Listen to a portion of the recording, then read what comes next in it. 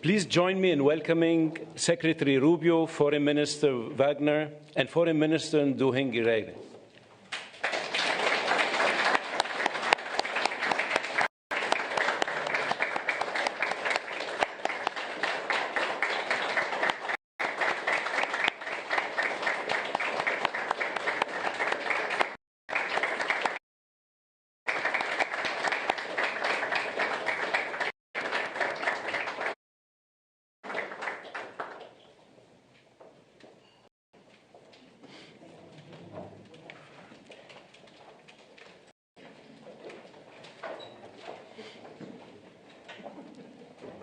Secretary Rubio, Foreign Minister Wagner, Foreign Minister Nduhungirehe, Minister of State Al-Khulaifi,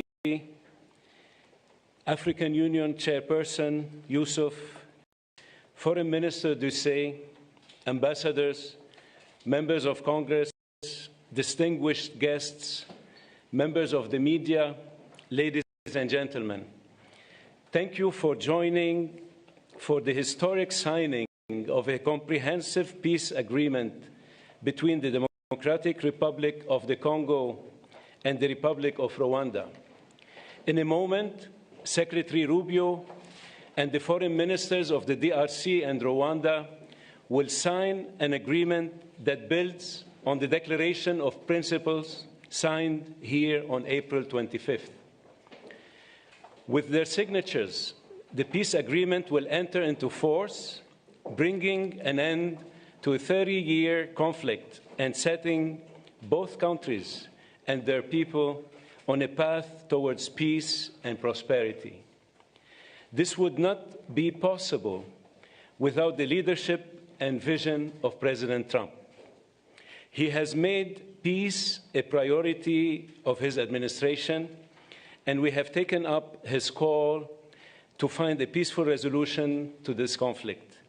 I would like to recognize the tireless work that both foreign ministers and their teams put into reaching this agreement. I would also like to recognize the partnership from the government of Qatar, who is driving towards a parallel agreement between the government of the DRC and the M23 armed group. In addition, I would like to acknowledge that the work done under the auspices of the African Union was critical for reaching this agreement.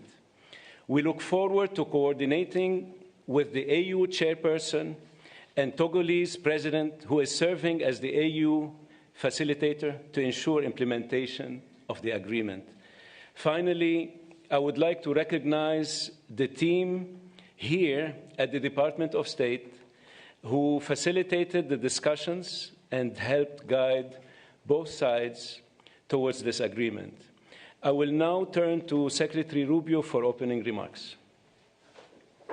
Thank you, and I'm honored all of you are here today. I'm honored to be joined by my counterparts from the Democratic Republic of Congo and from Rwanda, and the hard work you both put in to make this happen. This was not easy, and there's still work to be done, obviously, in terms of implementation, but we're very honored you're both here, and it's been an honor to work with both of you. We have a lot of people to thank.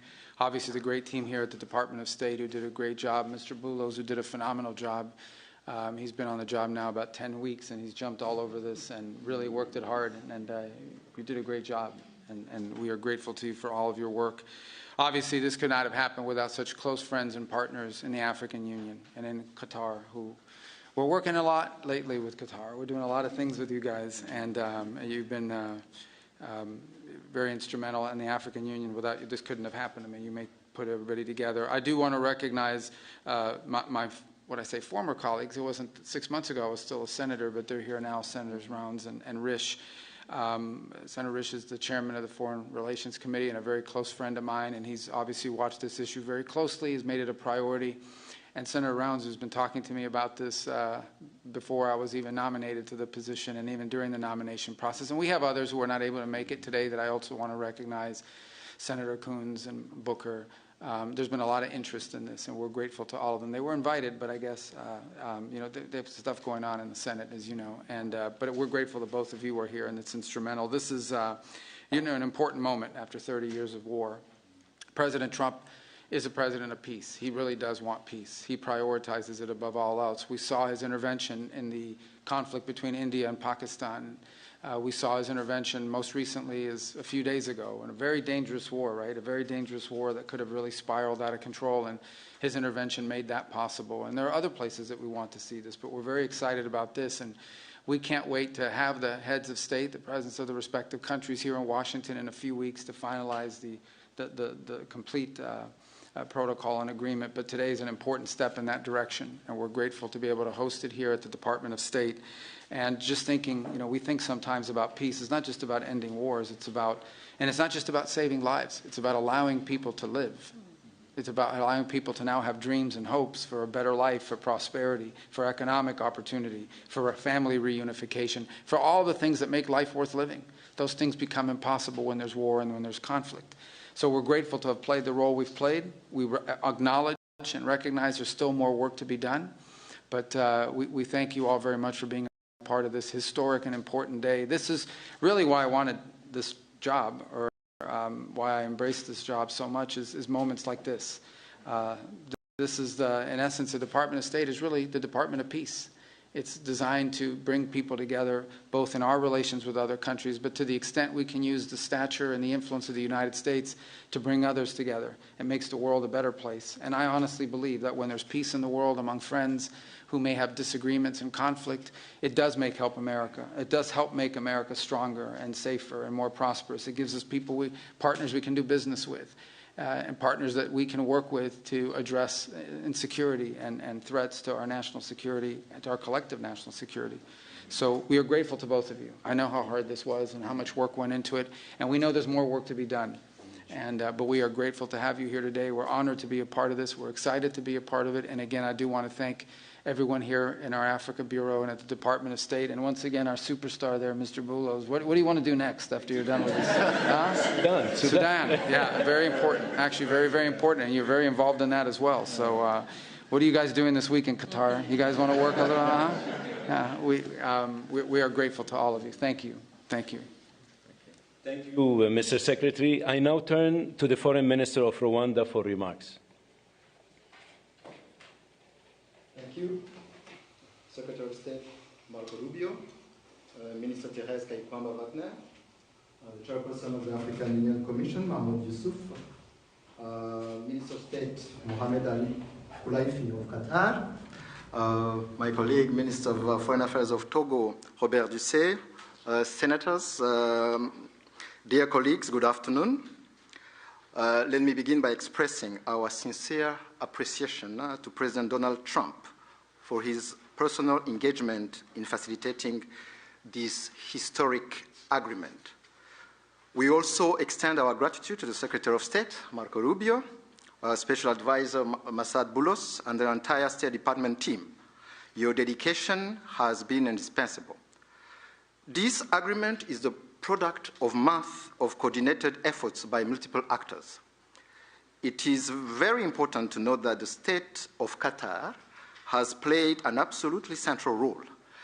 Indeed, the opening, which led to today's agreement, began in Doha. We will lend our full support in the weeks ahead to Qatar's mediation efforts, led by Minister of State Mohamed Al Khulaifi, to secure a peace agreement between the DRC government and the AFC M23. This process is already well underway. Today's agreement also builds on the African-led peace initiatives, which are ably led by the African Union facilitator, President Faure Gnassingbé of Togo. The heart of this peace agreement is the decision to establish a standing joint security coordination mechanism between DRC and Rwanda. The first order of business is to begin implementing of the concept of operations for the neutralization of the FDLR, to be accompanied by a lifting of Rwanda's defensive measures. This is grounded in the commitment made here for an irreversible and verifiable end to state support for FDLR and associated militias. That is the bedrock of peace and security in our region. FDLR is no ordinary militia. It is the remnant of the forces which committed the genocide against the Tutsi in 1994, in which 1 million people were killed. With this agreement, we also committed to facilitate the return of refugees in our respective territories with the support of the UNHCR. Creating the conditions for the safe and dignified return of refugees is vital to achieve lasting peace. We also took to enhance economic cooperation, including with American companies and investors. Shared growth and cross-border cooperation will unlock tangible dividends for both our countries. We must acknowledge that there is a great deal of uncertainty in our region and beyond, because many previous agreements have not been implemented, and there is no doubt that the road ahead will not be easy. But with the continued support of the United States and other partners, we believe that a turning point has been reached. Rwanda stands ready to work with the DRC to deliver on our joint commitments. To conclude, allow me to once again express Rwanda's appreciation to all who have contributed to this milestone. Thank you.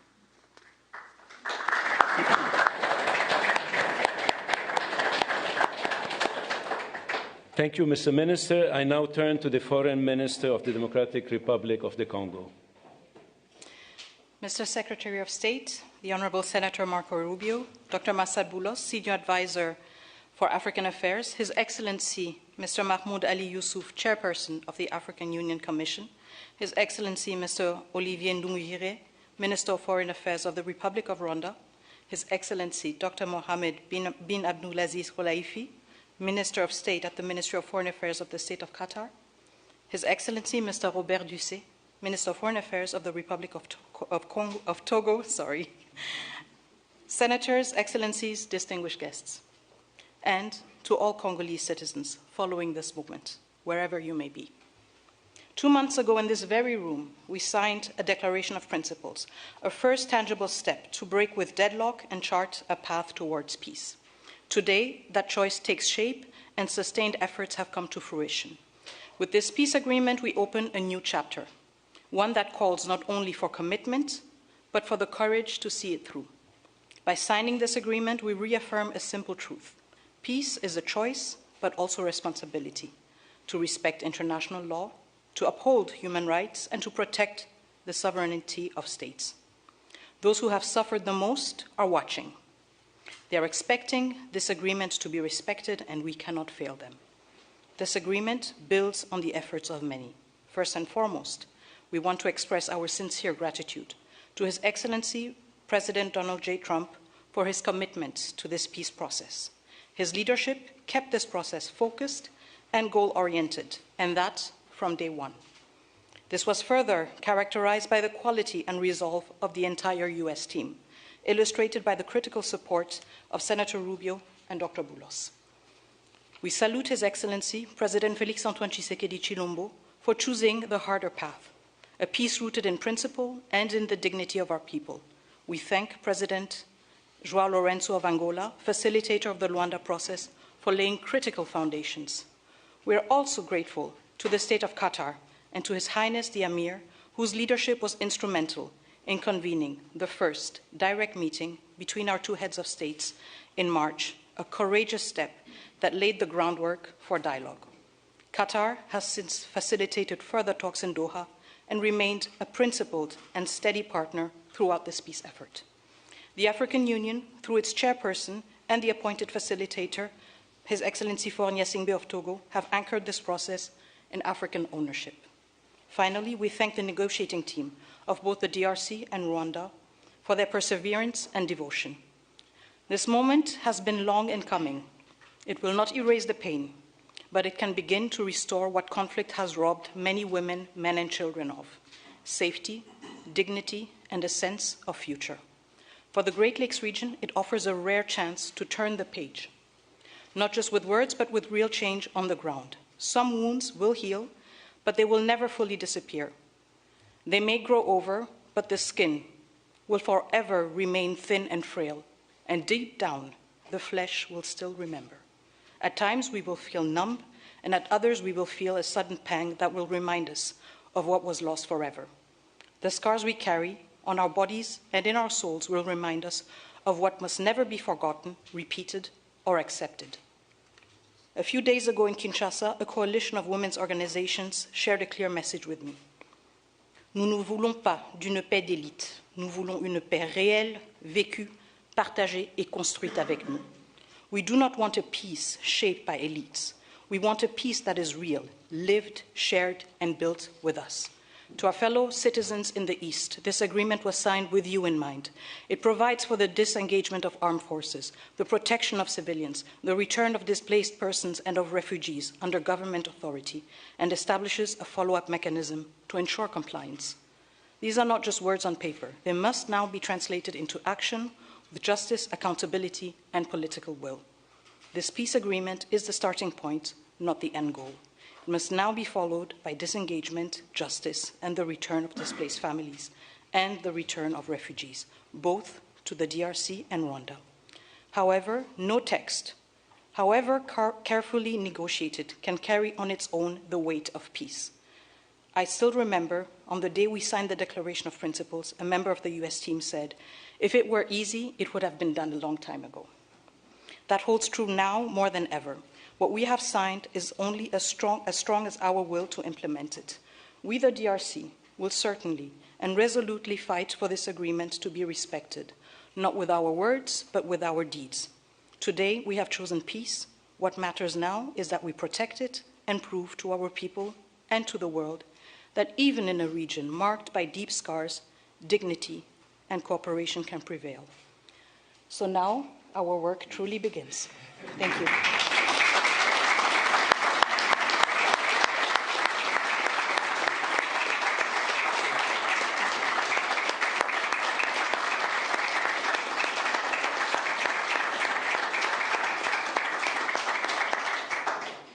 Thank you, Madam Minister. It's now my honor to invite the parties to sign the peace agreement to be witnessed by Secretary Rubio.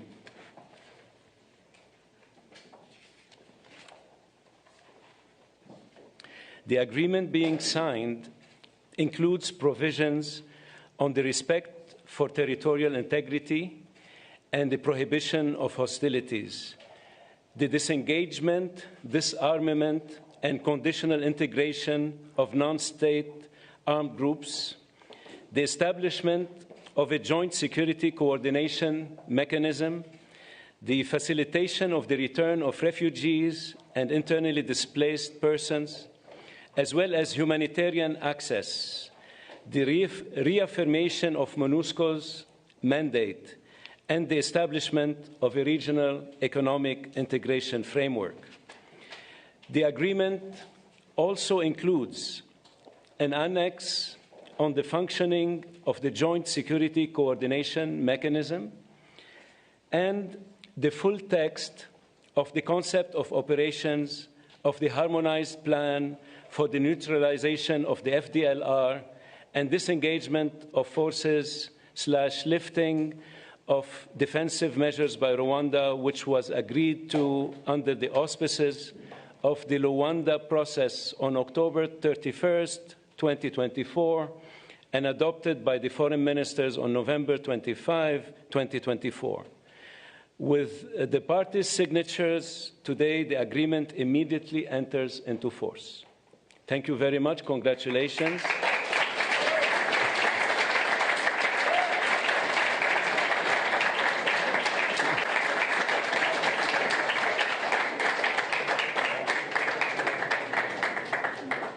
This concludes the proceedings.